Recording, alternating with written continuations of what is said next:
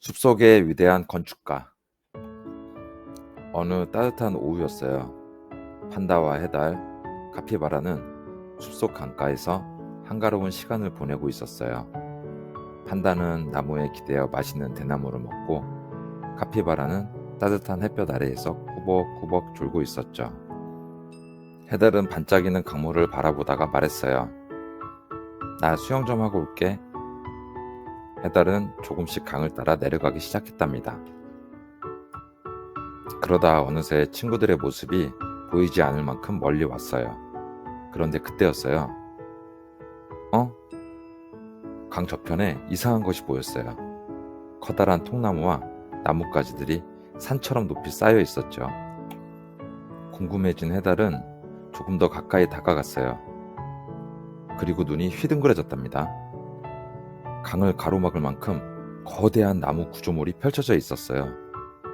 해달은 정말로 숲속에 숨겨진 거대한 궁전을 발견한 줄 알았어요. 친구들에게 빨리 알려주고 싶어진 해달은 곧장 몸을 돌려서 친구들한테 헤엄쳐 돌아갔어요. 얘들아, 해달이 물에서 뛰어나오자마자 내가 엄청난 걸 발견했어. 이만한 궁전. 판다가 깜짝 놀랐어요. 궁전? 거기 맛있는 것도 있어? 해달이 말했어요. 그건 모르겠고 빨리 가보자. 세 친구는 해달을 따라 길을 나섰어요. 신이 난 해달은 저만치 앞서가고 판다도 열심히 따라갔죠.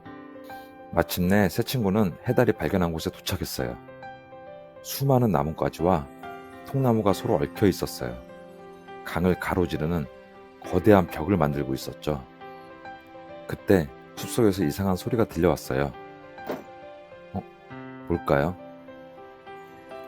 그곳에는 작은 비버 한 마리가 있었어요. 비버는 자기 몸보다 커다란 나뭇가지를 끌고 열심히 댐을 옮기고 있었답니다.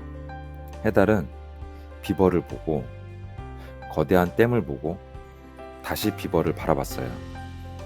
설마 저걸 네가 만든 거야? 비버는 웃으며 고개를 끄덕였어요. 하지만 처음부터 이렇게 거대한 댐을 만든 것은 아니었어요. 처음에는 작은 나뭇가지 하나였죠. 그 위에 하나를 올리고 또 하나를 올렸어요. 비가 많이 오는 날에는 애써 만든 곳이 무너지기도 했어요. 물살에 나뭇가지가 떠내려갈 때도 있었죠. 판다가 물었어요. 그럼 어떻게 했어? 비버가 대답했어요. 다시 고쳤지. 또 무너지면 또 고쳤어. 또 무너지면 비버는 빙긋 웃었어요. 또 고치면 되지. 판다야, 이제 그만. 그러자 해달이 벌떡 일어났어요. 우리도 도와주자. 그날 세 친구는 비버와 함께 일하기로 했답니다. 해달은 물속에서 작은 나뭇가지를 모았어요. 하나 가져오고 또 하나 가져오고. 해달은 생각보다 훌륭한 일꾼이었어요. 판다는 커다란 통나무를 맡았어요. 이 정도쯤이야. 그렇다면 카피바라는 어땠을까요? 카피바라도 열심히 했어요. 아마도요. 그리고 마침내 도착하자 그늘에 털썩 앉았습니다. 카피바라야, 네가 가져온 게 혹시 똥은 아니겠지? 그렇게 하루가 저물어갈 무렵 비버가 댐의 한쪽에서 작은 틈을 발견했어요.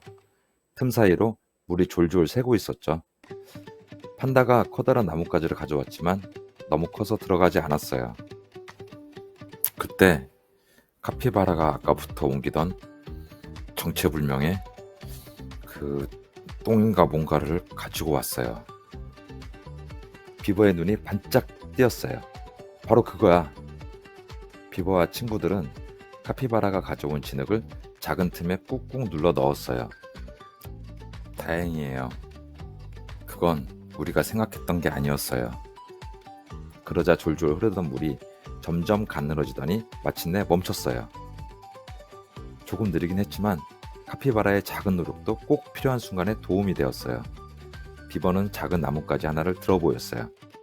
거대한 댐도 처음에는 작은 나뭇가지 하나에서 시작했어요. 하나를 놓고 다음날 또 하나를 놓고 무너지면 다시 쌓고 또 무너지면 다시 시작했어요. 그날 저녁 친구들은 함께 고친 댐을 바라보며 생각했어요. 작은 일을 오늘 하나, 그리고 내일 또 하나. 천천히 가도 괜찮아요. 중간에 실패해도 괜찮아요. 다시 시작하면 되니까요.